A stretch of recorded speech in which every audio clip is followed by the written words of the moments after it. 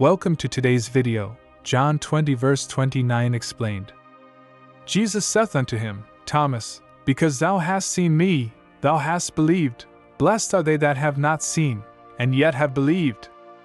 This verse is part of a powerful moment between Jesus and Thomas, one of his 12 disciples.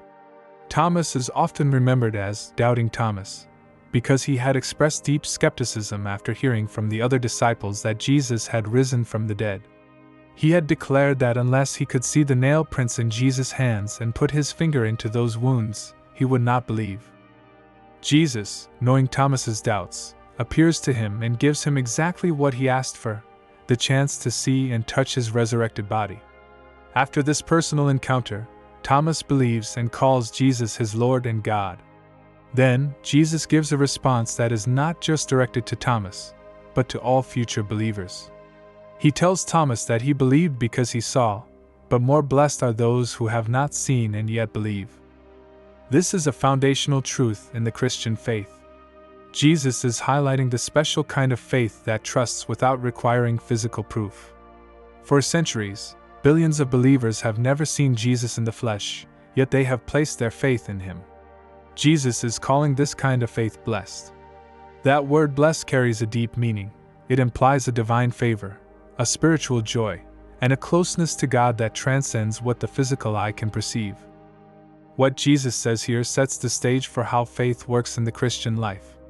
The Apostle Paul later writes in 2 Corinthians that we walk by faith, not by sight. Jesus is affirming that true faith goes beyond what is visible. It involves trust in God's promises, belief in his resurrection, and confidence in his word, even when we cannot see or touch him. This verse also provides comfort and encouragement to believers today. Many struggle with doubt at some point in their faith journey. Thomas's story reminds us that Jesus meets people in their doubt and offers them the chance to believe.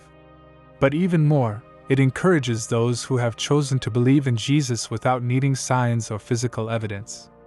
Their faith is honored and called blessed by Jesus himself. John 20 verse 29 is also a verse that challenges us. Are we putting conditions on our faith like Thomas did? Are we waiting for a sign or for something to happen before we truly trust God? Jesus invites us to believe now, to trust in his word, and to find blessing in that trust.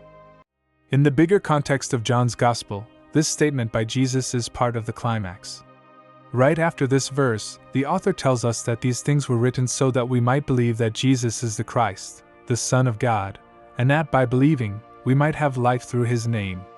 This shows us that belief without seeing is not just possible, but it is the very way we receive eternal life. Faith that believes without seeing is a faith rooted in relationship, not in proof. It is a faith that pleases God, and it brings a spiritual reward that cannot be measured by the eyes but only experienced in the heart.